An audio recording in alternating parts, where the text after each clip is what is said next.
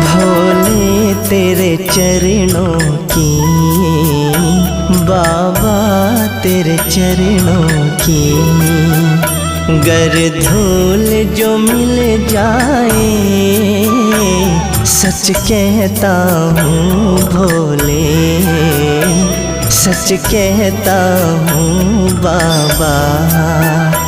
तकदीर बदल जाए